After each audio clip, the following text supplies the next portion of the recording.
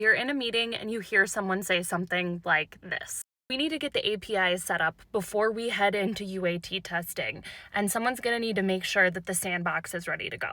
On the DevOps side, we're going to have to set up a CI/CD pipeline to make sure that we've automated the process and we're keeping the code consistent. Also need to double check the data schema across all of the systems to make sure that it aligns, and if it doesn't, we might need to bring in some middleware to help solve the problem. And they finish and you feel like you're left in this spot where maybe you need a translator, I'm here for you. And let's go over the terms. If you're on the business side of this equation and there's other terms that you hear being thrown out that feel like a foreign language, throw them in the comments and I can do a follow-up with some additional definitions. Starting off with API, it's an application program interface. Think of this as the language that different technology tools can use to talk back and forth to one another. During a sales cycle, a lot of software salespeople will make APIs kind of sound like an easy button for integrating different tools with one another, but on the technology side, it can take a relatively large lift depending on what language they're talking in.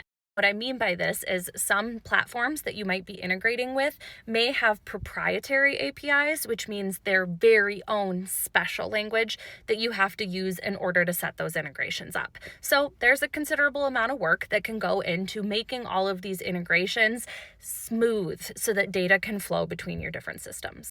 Up next is UAT, or User Acceptance Testing. This is a super important part of any software implementation, and it mostly relies on the end user or the business. End-to-end testing to make sure that the software functions the way that you are anticipating that it will, and that you don't run into any hiccups that might derail you when you actually go live with the project. The sandbox is a special environment that's set up that mirrors what your production environment or the real live solution is, but you can play around within the sandbox just like little kids and not mess with any sort of production data or messing anything up that's happening in real time. DevOps is a term that's used to talk about collaboration between development and IT.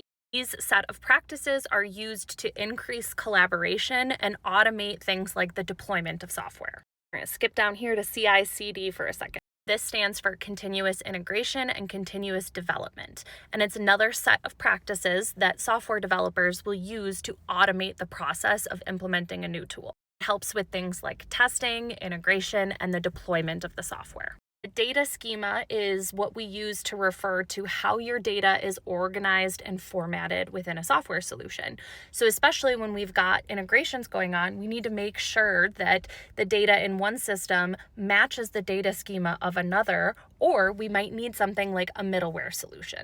Middleware is a specific type of software that I like to think of as kind of this connection piece or this final puzzle piece that can help with some of this data schema and other integration components tied to APIs and other pieces to allow that information to move across different systems more freely.